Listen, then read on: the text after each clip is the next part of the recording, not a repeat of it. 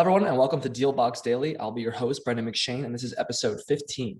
We go through all the latest crypto and blockchain news so you don't have to, covering different blockchain, digital assets, fintech, DEXs, cryptocurrencies, NFTs, and all the news stories.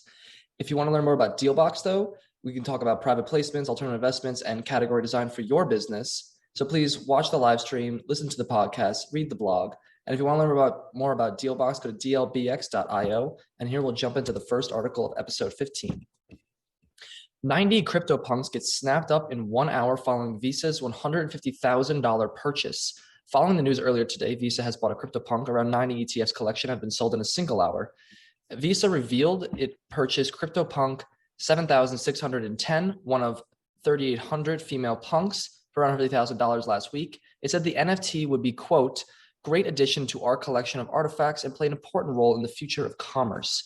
Afterwards, CryptoPunk's prices exploded, mostly trading around 180,000 to $250,000, but one of them peaked at 917,000 for one NFT. The average price currently sells for 170,000, so all these punks were selling above average.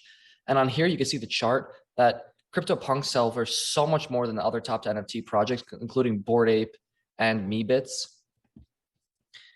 I think this is because the institutions are coming and they picked an NFT project, and NFTs are already, some of them are skeptical about value, who's valuing it. And the fact that Visa put their value on this project and were willing to pay $150,000 just confirmed to people who have CryptoPunks or like to buy them and get into them that this is going to be worth value in the future as a collectible item.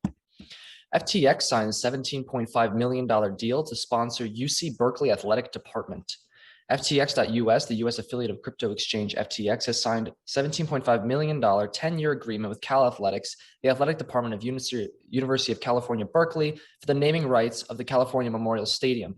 The field will be known as FTX Field at California Memorial Stadium, and FTX US first college-related cryptocurrency naming rights sponsorship.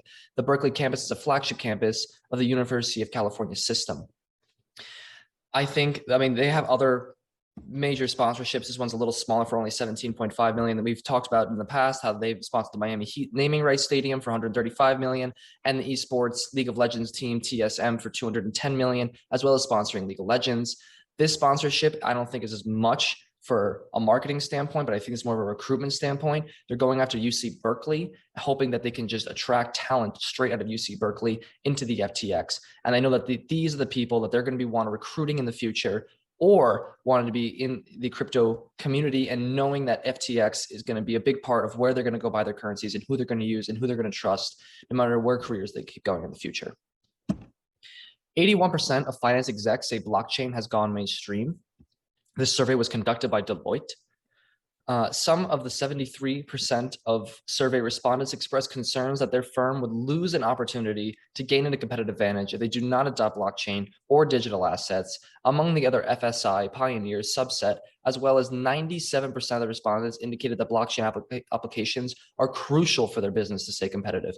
And they interviewed 1,280 professionals across Brazil, China, Germany, Hong Kong, Japan, Singapore, South Africa, United Arab Emirates, UK, and US. So they got the wide range across the globe of all of these financial professionals. But despite the survey pinpointing FSI's bullish stance on blockchain and digital assets, 71% of the survey respondents indicated that cybersecurity is the greatest barrier to wider digital adoption.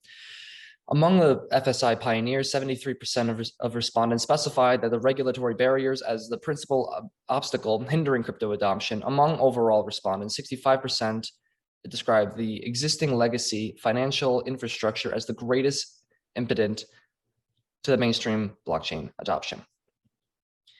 In the past, we have discussed the principle of regulatory boundaries, problems that these institutions are getting. And the number one of those is holdings. How they're holding for clients is very complicated. Who has the private keys? Who's controlling them is an issue that they're having. And I know that's probably the same issue that regular companies are even having, like who holds the private keys for these currencies, as well as it does need to be more mainstream. We have to see in the future that hopefully as more and more institutions build on, it gets more mainstream and just gets easier to use the currencies and be building infrastructure and have clients that want to use the infrastructure and trust it. I think trust is a big thing here. But again, it is good to see that 81% of financial executives are looking to go for blockchain. Opensea's record-breaking monthly NFT volume captures more than $1.5 billion in fees. Oh, sorry, volume. Apologies. The volume has increased 542% from last month, and the all-time high of all the NFT market has hit 2.4 billion in trading. So Opensea captures more than 50% of the entire NFT market on trade volume alone. As we can see, though, definitely Axie Infinity has been catching up, and they have been catching up in the past 2 months. They have an unsustainable, well, maybe is sustainable, but unprecedented growth rate. It's been astronomical to watch this company explode out of nowhere. One big thing that Opensea has, though, is the Polygon network is definitely helping them trade with NFTs better. The costs are definitely lower. They're only a couple of tens of cents compared to ETF, which you can pay between $60 and $80 sometimes for an NFT that's only worth $10. So retailers don't want to be buying NFTs as much on Ethereum as they do on Polygon. Axie, though, is also on a side chain. I forget the name on the top of my head, but their fees have gone down a lot. And that is one of the attributes to their growth going onto a side chain from Ethereum's main chain. But looking at these actual traders, there's 245,000 unique Ethereum addresses that have leveraged Openseas at least once. Now, to keep in mind, addresses does not mean a unique person. A person can make as many addresses as they want, but this would be used, say, as the cap number of how many traders there are. It's definitely lower than that number. This Dapper Radar says that there's around 150,000 traders on Openseas. I don't know exactly where they got those metrics, or if they're trying to say addresses and they're calling them traders. But if that's actually traders, that's a decent number of people that are trading for having $2.4 billion in trading volume as an entire NFT network and only having $150,000 traders.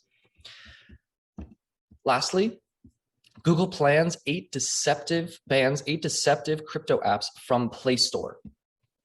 Google has delisted 8 allegedly fraudulent mobile apps from its Play Store that were duping crypto enthusiasts by charging fees for an illegitimate cloud mining service. So they went through on the article and basically describing that people were paying $15 for these fees monthly, and they were buying more increased mining capabilities, but really none of these things ever existed. They were all just fraudulent, and they named out the eight apps, and they were downloaded over 100,000 times. On August 3rd, the reason why these came out and they exploded, on August 3rd, Google revised its ad policy, which allowed crypto exchanges and wallet services to market their products on Google users. As part of this drive, advertisers need to be registered with the Financial Crimes Enforcement Network as a money services business, and with at least one state as a money transmitter or a federal state chartered bank entity. This also will get rid of celebrities being able to advertise, or ICOs, businesses, celebrities, all putting out their advice for currencies.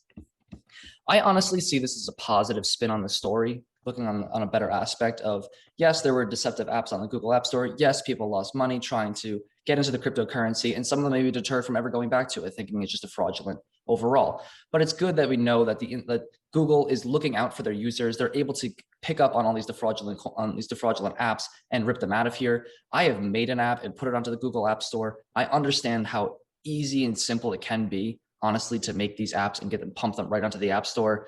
The vetting process is not too stringent when it comes to paying money. It's a little more strict about what you can get on, but Google is way easier to get on to the App Store than Apple, so you're more likely to even see this on Google than Apple. I do think, though, it's good to know that Google is looking out for their users and pulling out all these fraudulent apps. They do say, though, that 120 fake apps still exist on the Play Store, which if they know where they are, they probably should get rid of them.